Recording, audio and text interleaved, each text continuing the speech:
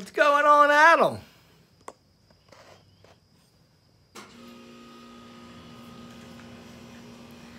All right, all right, all right. Hello, my fellow YouTubers. This is Roy back again. I had to do this real quick. I know it's kind of late, but had to do it. Had to do it. Let's go ahead and talk about these two coils. Let's get focused over there to the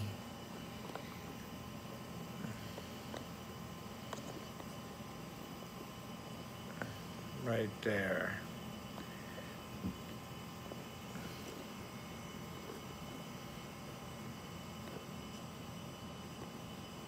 Alrighty, that should set us up.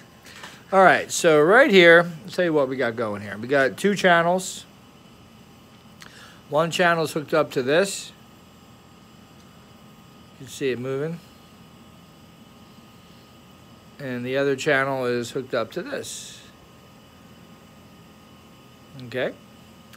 So nothing can go into these two. They are just pickups right now.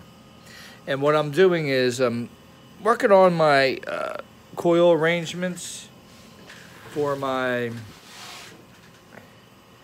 machine right there. And I'm doing a lot of experimenting with cores, distances, wave propagation from place to place, the time. And I wanted to show you guys. And we're going to do this one right here. Our signal coming in is kilohertz sine wave.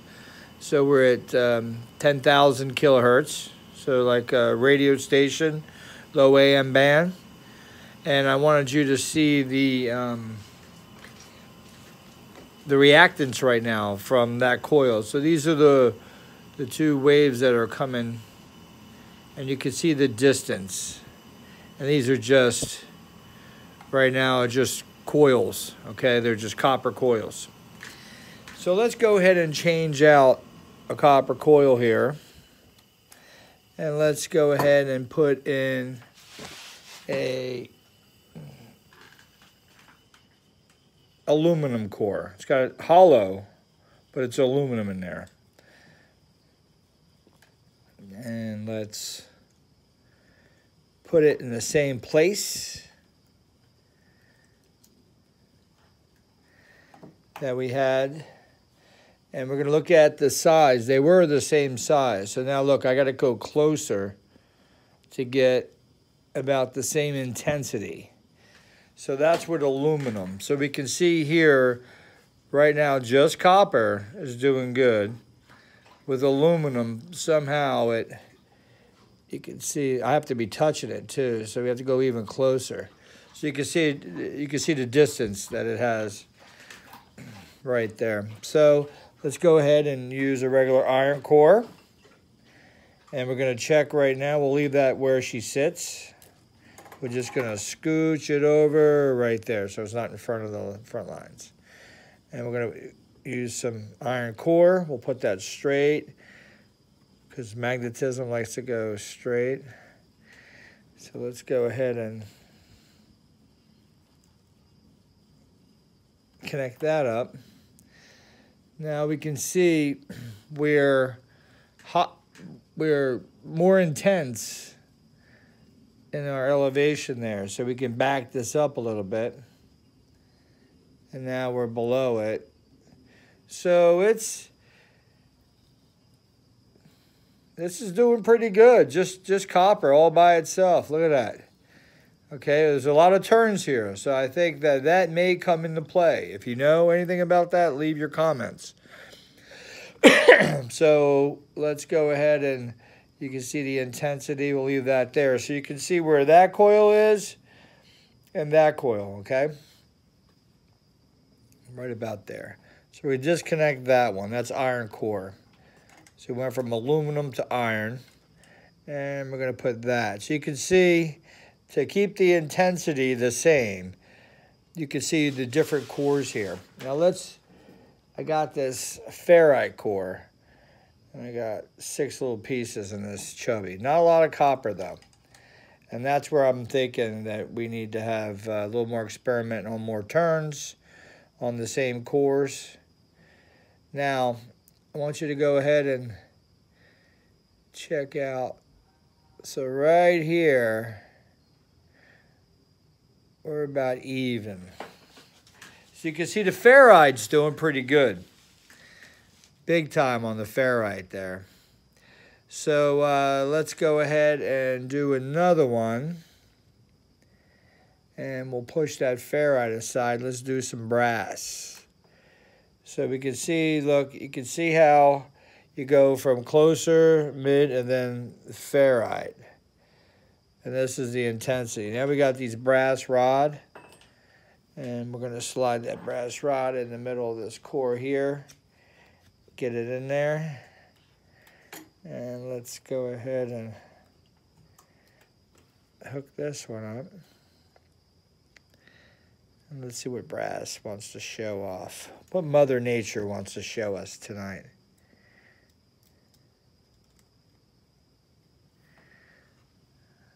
Alrighty. So now you can see brass really dropped it down.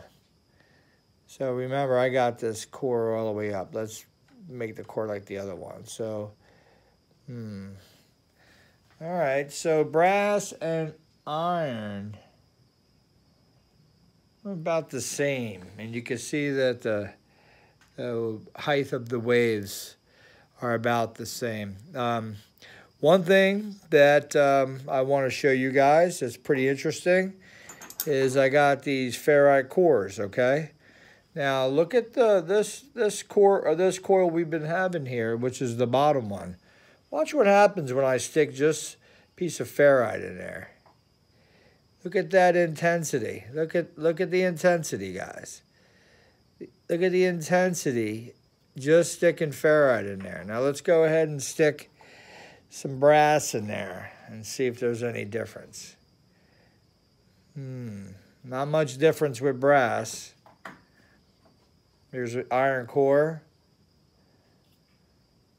Little itty bitty. Here's a big chunk of iron. Little bit, just a little bit, because there's more mass. But when you get to the ferrite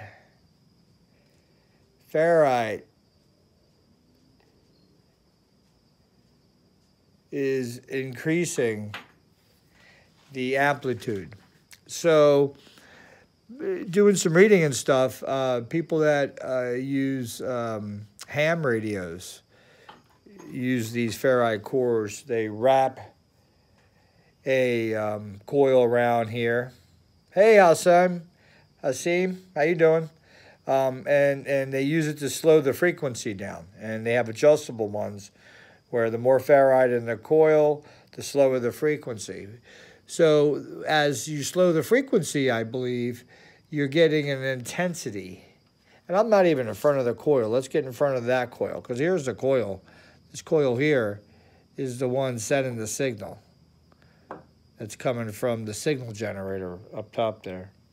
You guys see the signal generator right there? That one. So then you can see the intensity by just adding ferrite.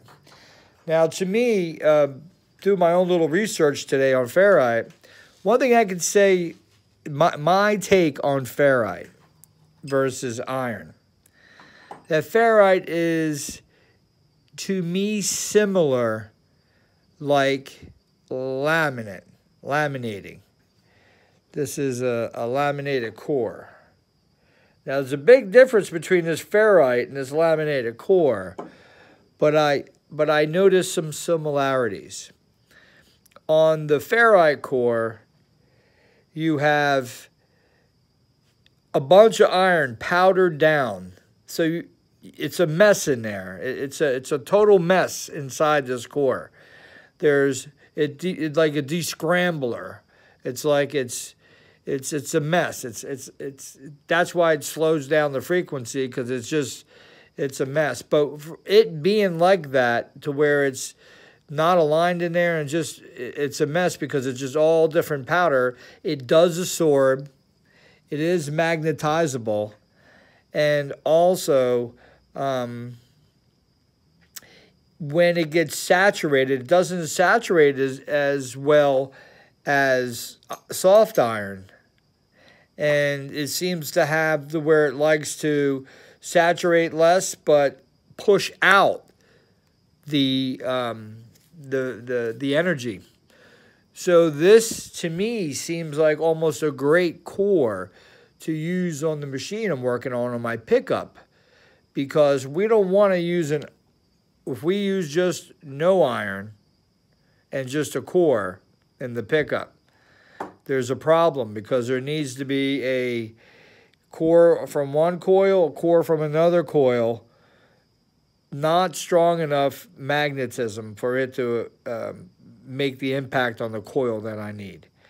If you had a core in here, the core that's in the center coil would have a reactance from this coil with core and this coil with core. So when these coils are fluctuating, pulsing, there needs to be a reactance in the center core of the pickup.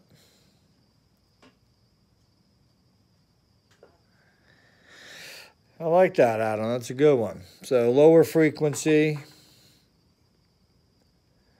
So that is pretty cool finds with the difference between these cores. Very important. And you can see that this here, this coil here, there's a lot of turns, but it has a good lot of turns, and it has a good pickup. It really does. Good for wireless, I would think. Another thing is, one more thing, let's make this video short. I want to show you guys working on resistance. And one thing I like to say tonight about resistance, I'm going to bring you up here and bring you over to the resistance wire. Okay? Let's bring you probably a little closer. Let's get to the resistance wire, because we're dealing with two types of things when you think about resistance. One is you think about loss, right? Loss, like energy loss in the system, and heat you think about.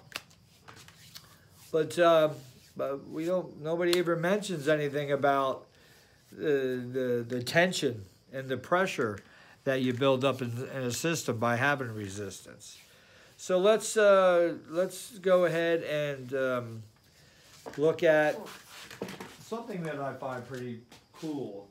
Is that resistance wire obviously has some good tension about itself. Let's pick this one right here. There's some good tension on that one. So we're going to put the positive on the bottom of it. And remember, that's 5 ohms total, okay? So we're going to go, let's just go ahead and go 5/8 up there. So, right, so 5/8, a little bit past halfway. So we're probably at what, 2.7 ohms in that right there. We're going to go ahead and click on some DC. And I got the volts up to about 32 volts. And I got no amps going in there. So I'm going to go ahead and put about 5 amps. And hold on one second. I got to switch some wires. Go ahead and do that. So we'll go ahead and put about 5 amps into the wire. And I want you to watch the wire.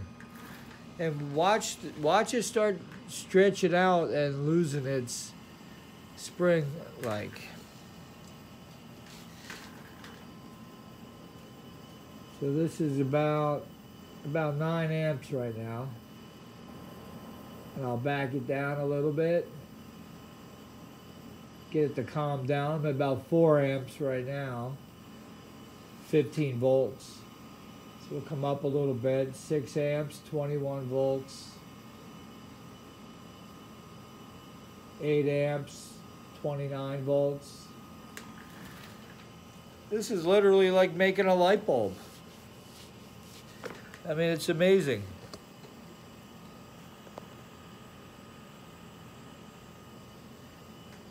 That is bright, bright, bright red. That's a lot of, first of all, that's a lot of waste, that's heat, wasted energy. So it's taking current to get that resistance wire to react like that. And not to mention, it's stretched up on us.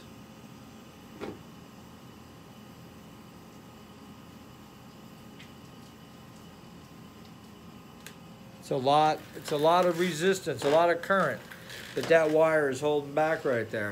So I wanted to say you guys have a good night. Hopefully you liked some of the experiments. I'm pushing on, but I have to stop, take a moment every time and take a deep breath and kind of look into what I'm actually trying to accomplish between the 3 coils. And I want to be able to be using the best of the best cores, coils, wrappings, the whole 9 yards. How many turns, and get out exactly what I thought I'd be getting out by just doing the numbers. Hopefully you guys have a great night out there. Hey, Jay Bulldog, thank you very much, man. I appreciate it. Thanks for watching and leaving your comments, guys. If you missed part of it, just go back, rewatch it, leave your comments. Thank you very much. Bye-bye.